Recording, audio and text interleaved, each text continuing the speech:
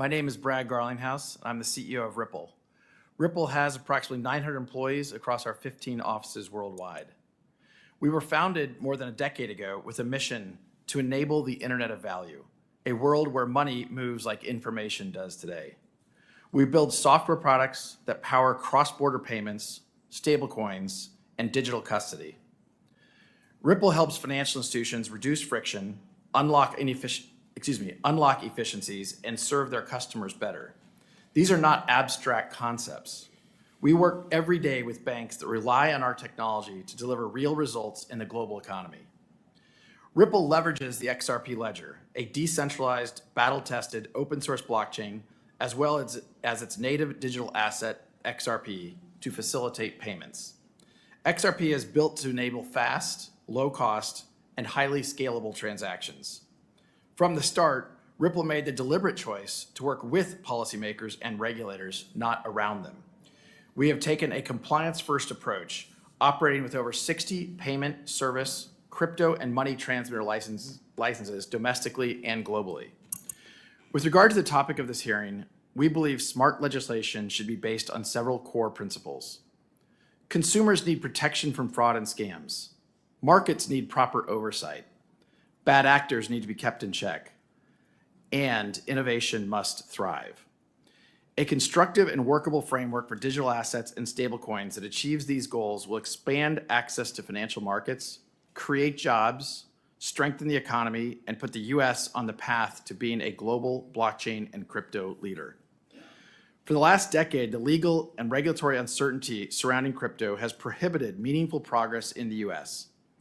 At Ripple, we certainly saw firsthand how the lack of clear rules of the road can be weaponized to target good actors.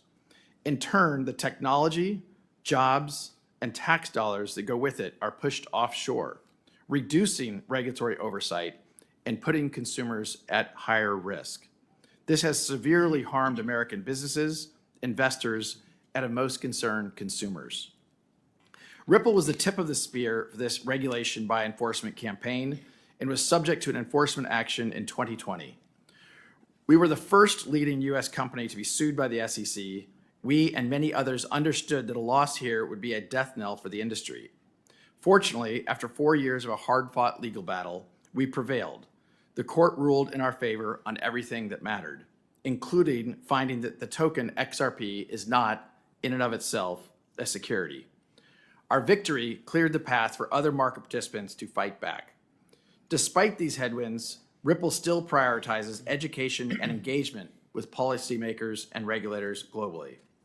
For companies to have the confidence to continue doing business in the United States, Congress should focus on passing principled and smart legislation with these critical goals in mind.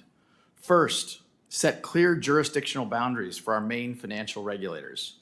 Second, establish pathways for companies to build in the U.S. without sacrificing investor or consumer protections.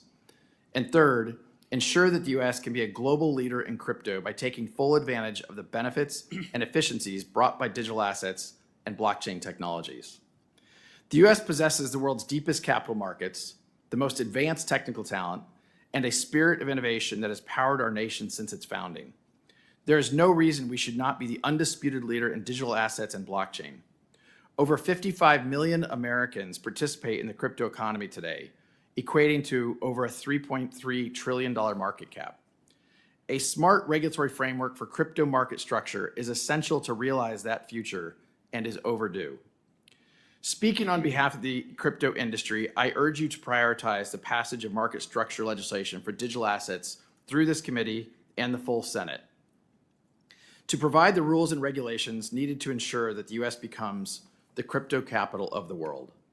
Once market structure legislation for digital assets becomes law in the United States, this will catalyze a new era of U.S. competitiveness and unlock efficiencies in financial transactions, dramatically helping consumers and businesses alike. Ripple hopes to see this become a reality, and we look forward to working with you to help make this happen. I look forward to your questions. Mr. Garlinghouse, I'm going to turn to you with a related question. We're trying to calibrate an appropriate regulatory framework here for the digital assets arena. One of the concerns I have is, rather than engaging with technologists, with people in the industry who are actually at the cutting edge of innovation, lawmakers, regulators could actually try to force the digital assets markets into outdated regulatory frameworks. I think that would stifle innovation, that would put us at a great disadvantage. And as we think about it, there are certain factors that are unique to the digital assets ecosystem. And what factors would you emphasize that we focus on as we think about an appropriate regulatory framework moving forward? Thank you, Senator. I think there are unique aspects that need to be thoughtful and applied potentially uniquely to any legislation around this. That said, I do think that where Mr. Massad and I disagree is that depending upon an SEC and CFTC to work together assumes good faith appointed officials in doing that. What we have seen previously is the SEC actually sowed confusion in the marketplace. They took contradictory positions. Under Chairman Gensler, they took actually contradictory positions in different court cases, which actually created more confusion. And so you had federal judges saying things like the SEC was being arbitrary and capricious in their application of the law. You had judges, federal judges saying that they were not following a, quote, faithful allegiance to the law. And so my concern in depending upon a unelected appointee to make those decisions is that it assumes a good faith actor. And I think what we saw in this most recent SEC was just a war against the industry at large without a consistent application of that law. Mr. Garlinghouse, I'd like to just kind of turn to you. I mean, I just wanted to just get your thoughts on this. I mean, do you acknowledge what Mr. Levin's saying in terms of the illicit actors, the bad actors being able to utilize crypto right now? And, you know, I certainly appreciate the efforts that your company has made in terms of AML, but, you know, we're still seeing these problems. Is that something that you see and recognize as well?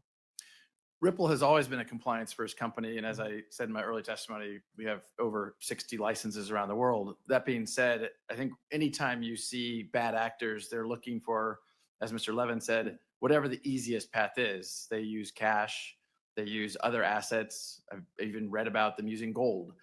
Yeah. So certainly they're also experimenting and trying to use digital assets. I think the good news has been in many cases, they don't often understand how traceable and trackable that actually is. And it's more trackable than obviously cash. Yeah, but we're still seeing the anonymization tools being utilized. And again, a lot of that is after the fact. The difficulty, I mean, we saw North Korea right in front of the world be able to hack and take billions of dollars.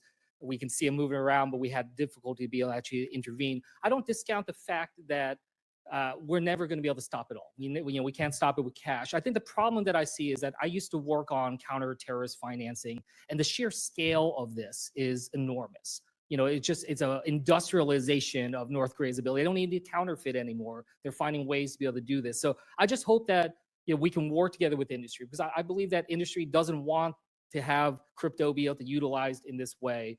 I worry about the trajectory, what it might do to evade sanctions and other types of efforts.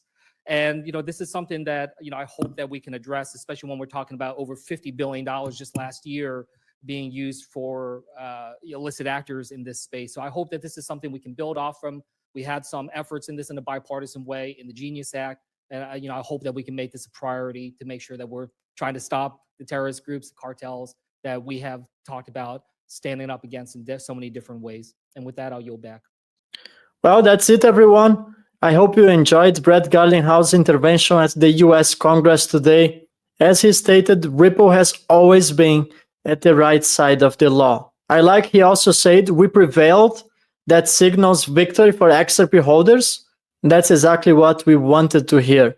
Light of the end of the tunnel. While most digital assets weren't persecuted by the SEC, XRP was the first one. So for us, light of the end of the tunnel. If you made this to the end, I appreciate your support. Drop a comment, drop your XRP price prediction for 2025. And if you want to trade crypto without KYC, I'm going to drop a link on the description with BTCC exchange. You're going to receive a bonus for subscribing with my link. And the best part is no KYC required. I particularly don't like to give my information away for the government, so that's why I decided to make a partnership. They are on the markets for over 13 years. You can just buy crypto, trade, leverage, whatever you want, spot trading. no KYC required. Gonna get a bonus by subscribing with my link. So thank you everyone. I'm gonna see you in the next video. Done.